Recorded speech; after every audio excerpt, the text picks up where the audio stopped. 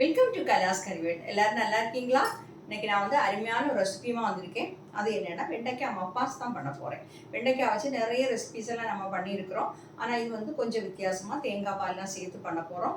இது இட்லி, தோசை, ஆப்பம், இடியாப்பம், சப்பாத்தி, பூரி, சாதம் எல்லாத்துக்கூடையும் சாப்பிட்றதுக்கு ரொம்ப நல்ல ஒரு காம்பினேஷன்.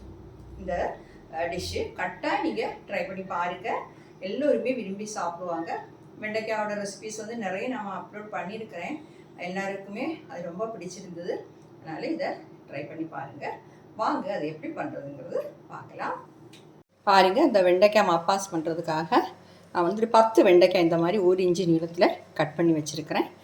அப்புறம் ஒரு தக்காளி, ஒரு பெரிய வெங்காயம், இது எல்லாமே கட் பண்ணி வச்சுருக்கிறேன். கட் பண்ணி வச்சுட்டோம்னா நம்ம ஈஸியாக பண்ணிடலாமே, அதுக்காக தான் கட் பண்ணி வச்சுட்டு நான் வீடியோ எடுக்கலாம்னு நினச்சேன். பாருங்கள், அந்த வெண்டைக்காய் மப்பாஸ் பண்ணுறதுக்காக நான் ஒரு 10 வெண்டைக்காய் இந்த மாதிரி 1 இன்ச்சு நீளத்தில் கட் பண்ணி வச்சுருக்கிறேன்.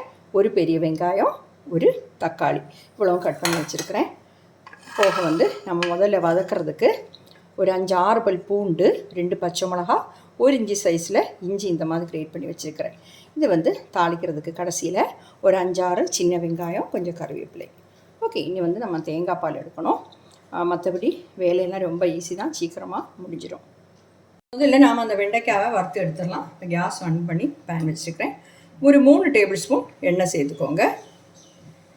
ஒரு 3 டேபிள் ஸ்பூன் போதும். எண்ணெய் சூடாகட்டும். எண்ணெய் சூடாகிடுச்சு, வெண்டைக்காவை சேர்த்துடலாம்.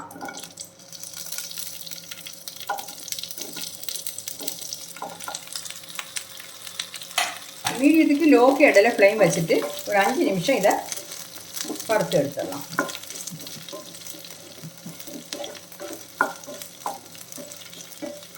வதங்கட்டும். பாருங்கள், வெண்டைக்காவை நல்லா வதக்கிட்டோம். இதை நாம் மாற்றிடலாம். இந்த பேன்லேயே நாம் கொஞ்சமாக எண்ணெய் சேர்த்துடலாம். அதில் மீதி எண்ணெய் உங்களுக்கு வந்துன்னா நீங்கள் அந்த எண்ணெயிலே பண்ணிடலாம். நான் கொஞ்சமாக சேர்த்ததுனால எண்ணெய் மீதி வரல. எண்ணெய் சூடாகட்டும். இதில் நம்ம கட் பண்ணி வச்சுக்கக்கூடிய பூண்டு, பச்சை மிளகாய், இஞ்சி, கொஞ்சமாக கருவேப்பிலை, இதெல்லாமே சேர்த்துடலாம். சேர்த்து ஒரு 1/2 நிமிஷம் இந்த மாதிரி கலரி விட்டுக்கோங்க.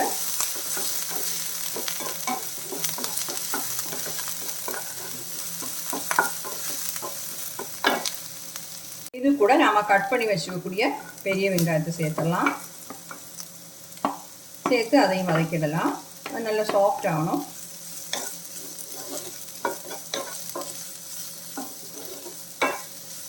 வதங்கட்டும்.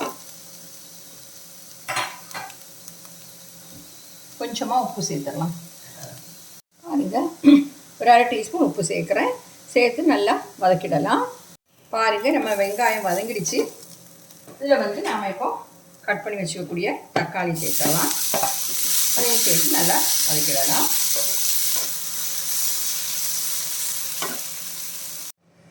அப்போ நம்ம தக்காளி நல்லா வதங்கிடுச்சு.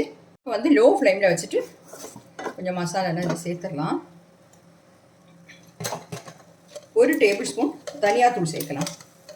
தனியாத்தூள் 1 டேபிள் ஸ்பூன் இருக்கட்டும். 1 டேபிள் ஸ்பூன் சேர்த்துருக்கிறேன். அப்புறம் 1 teaspoon garam masala powder, 1 teaspoon மிளகாய்த்தூள் 1/2 டீஸ்பூன் போதும். அது ஜாஸ்தி தேவையில்லை, 1/2 டீஸ்பூன். அப்புறம் மஞ்சத்தூள் ஒரு 1/4 டீஸ்பூன், அதையும் சேர்த்துட்டோம். எல்லாத்தையுமா நல்லா கிளறிப்போம். கிளறி விட்டுட்டு இது கூடயே நம்ம ஃப்ரை பண்ணி வச்சுக்கக்கூடிய வெண்டைக்காவையும் சேர்த்துடலாம்.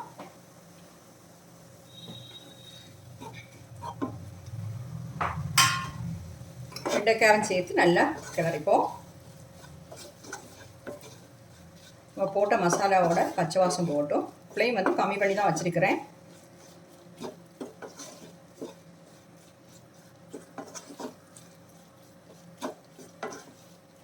இதில் நாம் தேங்காய் பால் சேர்த்துடலாம். இது 2வது பால், 2வது எடுத்த பால் எடுத்துருக்கேன். நீங்கள் தேங்காய் பால் கடையிலேருந்து வாங்குறதா இருந்தால் கொஞ்சம் பால் எடுத்துட்டு அதில் 3 மடங்கு தண்ணி சேர்த்து 2ஆம் பால் சேர்த்து எடுத்துக்கலாம்.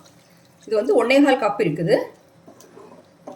இந்த மீடியத்துக்கும் லோக்கு இடையில ஃப்ளைமை வச்சு நம்ம கொதிக்க விடலாம்.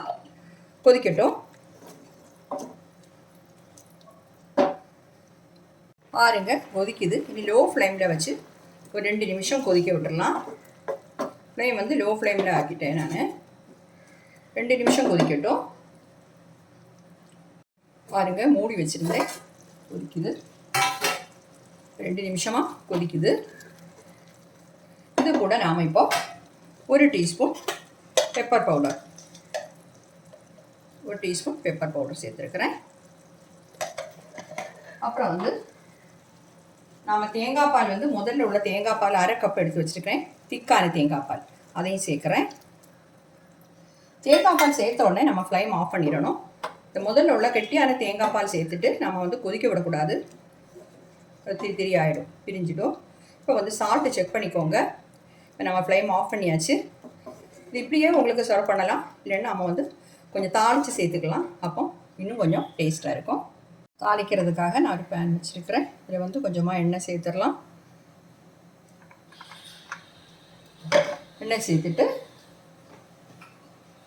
எண்ணெய் சூடானது நம்ம கட் பண்ணி வச்சக்கூடிய சின்ன வெங்காயமும் கருவேப்பிலையும் அதை சேர்த்துடலாம். வெங்காயத்தையும் கருவேப்பிலையும் சேர்த்துடலாம்.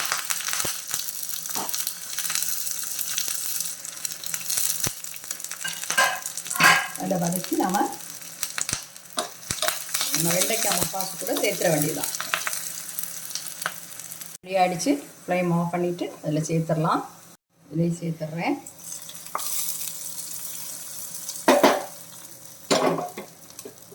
இப்போ வந்து நாம் இதை மூடி வச்சுட்டு ஒரு 10 நிமிஷத்துக்கு அப்புறம் சர்வ் பண்ணலாம். அப்போ இன்னும் நல்ல டேஸ்ட்டாக இருக்கட்டும். ஒரு 10 நிமிஷத்துக்கு அப்புறம் நாம் எடுத்துருக்கலாம். பாருங்கள், நம்ம வெண்டைக்காய் மப்பாஸ் வந்து சூப்பராக ரெடி ஆகிடுச்சு. கட்டாயம் நீங்கள் ட்ரை பண்ணி பாருங்கள். நான் சொன்ன மாதிரி அப்பம், இடியாப்பம், தோசை, சாதம் எல்லாத்துக்கும் கூட சாப்பிட்றதுக்கு ரொம்ப அருமையாக இருக்கும். Okay, thank you.